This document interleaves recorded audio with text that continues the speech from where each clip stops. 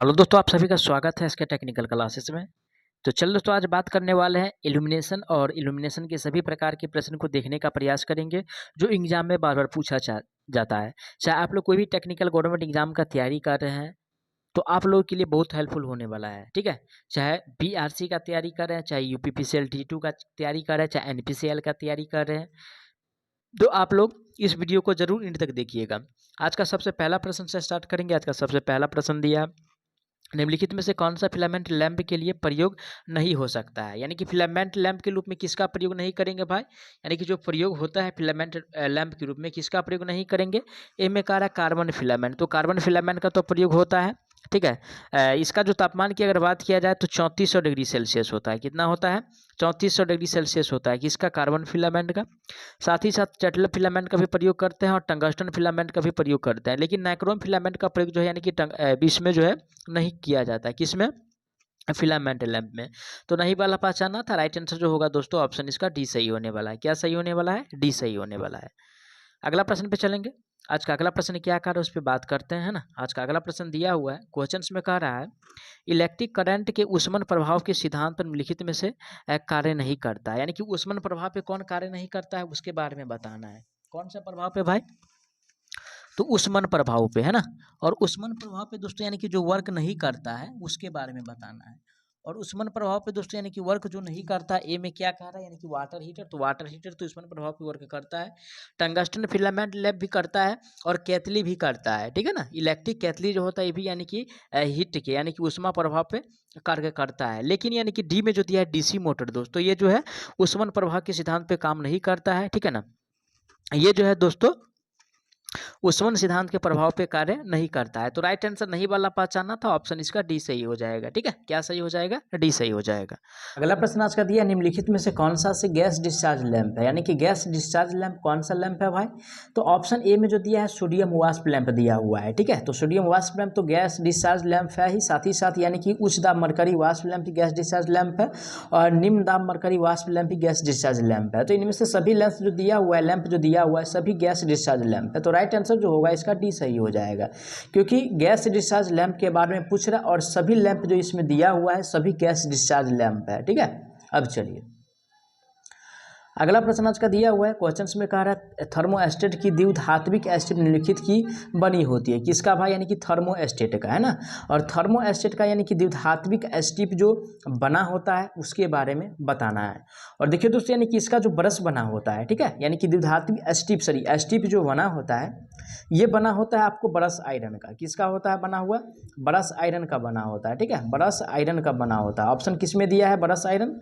तो ऑप्शन जो दिया हुआ है दोस्तों ए में दिया हुआ है। किस में दिया है? ब्रश आयरन, तो ऑप्शन ए में दिया है। राइट आंसर की बात किया जाए तो ऑप्शन इसका ए सही होने वाला है, क्योंकि ए में जो दिया हुआ है ब्रश आयरन दिया हुआ है। ठीक है, अगला प्रश्न पे चलेंगे। आज का अगला प्रश्न दिया हुआ है, एक फोटो इलेक्ट्रिक युक्ति किसमें धातु का प्रतिरोध इस युक्ति पर पड़ने वाले प्रकाश के अनुपात में परिवर्तित करता है। ठीक है ना, तो उसको क्या कहेंगे? तो देखिए दोस्तों यानी कि प्रकाश के अनुपात में जो परिवर्तित करता है कोई भी सेल, ठीक है, यानी कि जो प्रकाश यानी कि किसी भी प्लेट पर पड़ने के बाद उसको यानी कि चार्ज करता है, चार्ज होने के बाद वो क्या प्रकाश उत्पन्न करता है। और प्रकाश जो उत्पन्न करता है दोस्तों उसको यानी कि प्रकाश चालक कहते हैं, यानी कि फोटो कंडक्टिव सेल कहते हैं। क्या कहेंगे उसको? यानी कि फोटो कंडक्टिव सेल कहेंगे। ठीक है, फोटो कंडक्टिव सेल कहेंगे। ऑप्शन ए में कह रहा फोटो सेल, तो फोटो सेल इसको कहेंगे नहीं। ठीक है, प्रकाश उत्सर्जक सेल भी नहीं कहेंगे, ना प्रकाश वोल्टाइक सेल कहेंगे, इसको प्रकाश कंडक्टिव सेल कहेंगे। ठीक है, क्या कहेंगे भाई? यानी कि प्रकाश चालक सेल कहेंगे, जो कि ऑप्शन डी में दिया है। राइट आंसर इसका डी सही हो जाएगा।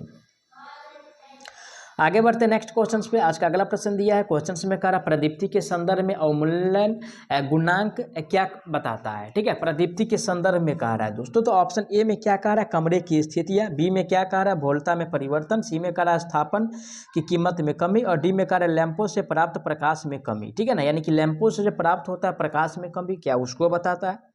जी नहीं, ये जो बताता है दोस्तों लैंपों से प्राप्त प्रकाश में कमी। ठीक है, राइट आंसर जो होगा इसका डी सही हो जाएगा, न कि ऑप्शन ए बताता है यानी कि कमरे की स्थितियां, ना वोल्टता में परिवर्तन बताता, ना स्थापन की कीमत में कमी बताता है। ठीक है, आगे बढ़ते हैं नेक्स्ट क्वेश्चन पे। आज का अगला प्रश्न दिया हुआ है, क्वेश्चंस में कह रहा है प्रदीप्ति लैंप में चौक क्या करता है, यानी कि चौक का जो कार्य है वो बताना है। ठीक है, किसका कार्य है, यानी कि चौक का कार्य है। और देखिए दोस्तों, यानी कि चौक का जो मेनली कार्य होता है उसके बारे में बताना है। और चौक का जो मेनली कार्य है दोस्तों, प्रारंभ में आर्क जब होता है ना, आर्क प्रारंभ करने के लिए उच्च वोल्टा का उत्पादन करता है, यानी कि वोल्टेज का जो वैल्यू होता है उस टाइम में, ठीक है, यानी कि वोल्टेज का जो वैल्यू होता है वो क्या करता है, यानी कि बढ़ा देता है, जो कि ऑप्शन डी में दिया है। राइट आंसर की बात किया जाए तो ऑप्शन इसका डी सही होने वाला है। ठीक है, आगे बढ़ते हैं नेक्स्ट क्वेश्चन पे। आज का अगला प्रश्न दिया है, यदि जलती हुई ट्यूबलाइट का स्टार्टर निकाल दिया जाए तो ट्यूबलाइट डैश होगा, यानी कि जलती हुई ट्यूबलाइट है, अगर उसका यानी कि स्टार्टर निकाल दिया जाए तो ट्यूबलाइट पे क्या प्रभाव पड़ने वाला है वो बताना है। ठीक है, तो ऑप्शन ए में क्या कह रहा है दोस्तों, ऑप्शन ए में कह रहा है कम प्रकाश देगी, ऐसा तो नहीं है। बी में कह रहा है खराब भी नहीं होगा, और ये जो होने वाला है दोस्तों यानी कि जलती रहेगी। अगर चालू है, अगर स्टार्ट स्थिति में अगर ट्यूबलाइट का अगर चौक निकाल दिया जाए, सॉरी स्टार्टर निकाल दिया जाए, तो ट्यूबलाइट जो है यानी कि जलता रहेगा। लेकिन ये कंडीशन है स्टार्ट के कंडीशन में, ऐसा नहीं कि बंद है उसको अगर चलाते हैं तो फिर वो जलेगा, ऐसा नहीं होगा, है ना। तो राइट आंसर इसका सी सही हो जाएगा।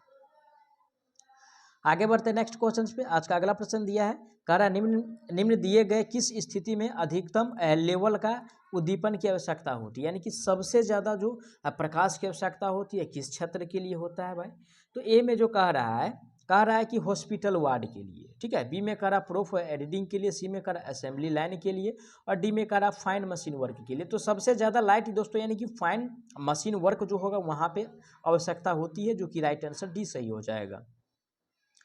आगे बढ़ेंगे नेक्स्ट क्वेश्चंस पे। आज का अगला प्रश्न दिया हुआ है, क्वेश्चंस में कह रहा है कि स्विच ऑन किए जाने पर छत का पंखा यदि कम चाल से उसी दिशा में घूमना शुरू कर दे तब यह समझना चाहिए कि वाइंडिंग जल गया है। बी में कह रहा है वाइंडिंग घिस गई है, सी में कह रहा है कैपेसिटर खराब हो गया है। तो देखिए दोस्तों, अगर ऐसा दोष उत्पन्न होता है, ठीक है, अगर ऐसा दोष उत्पन्न होता है तो समझिए कि इसका जो कैपेसिटर है वो खराब हो गया है। ठीक है, यानी कि कैपेसिटर का जो काम करने का जो क्षमता है वो समाप्त हो चुका है। तो इसीलिए राइट आंसर जो होगा इसका सी सही हो जाएगा। क्या सही हो जाएगा, सी सही हो जाएगा।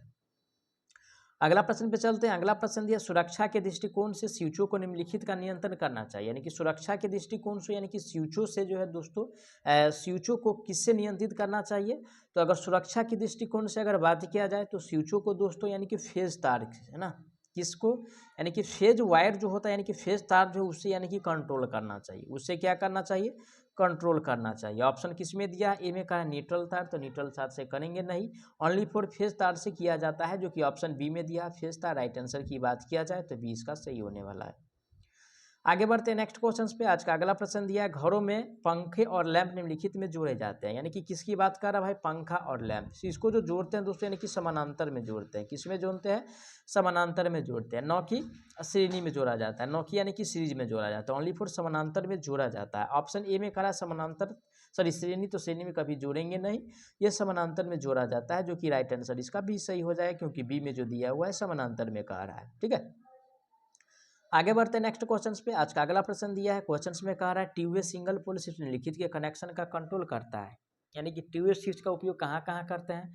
तो एक स्थिति से दोस्तों यानी कि, ठीक है, यानी कि एक वायर का दो स्थिति से कंट्रोल करना है। ठीक है, जैसे कि कोई ये सीढ़ी है, क्या है समझिए, ये सीढ़ी है, ये सीढ़ी है, ठीक है, और ये एक व्यक्ति जो है यहाँ पे खड़े हैं, क्या है, ये क्या है भाई, ये व्यक्ति है, ठीक है ना, ये व्यक्ति खड़े हैं, और ये कैमरा है, ये क्या है, नीचे जो है ये क्या है, यानी कि कैमरा है, इसको यानी कि बंद करना है, ठीक है ना, और ये व्यक्ति ऊपर है, तो ऊपर से यानी कि इसको कैसे यानी कि कंट्रोल करना है, यानी कि टू वे स्विच के माध्यम से कर सकते हैं, यानी कि एक व्यक्ति जो है एक स्थिति से, ठीक है, यानी कि एक वायर का दो स्थिति में यानी कि कंट्रोल करना, दो स्थिति से क्या करना भाई, कंट्रोल करना, यही मेनली कार्य है, यानी कि टू वे स्विच का, किसका, टू वे स्विच का जो है दोस्तों यही मेनली कार्य है। तो राइट आंसर जो होगा दोस्तों बी होगा सही, क्योंकि बी में जो दिया है एक वायर का दो स्थिति में।